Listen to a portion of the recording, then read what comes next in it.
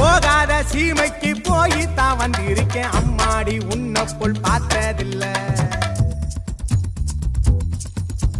பார்க்காத ஆளெல்லாம் பார்த்து தான் வந்திருக்கேன் ஆத்தாடி உன்னை போல் யாரும் இல்ல நிலாமதக்கும் அந்த வானத்தில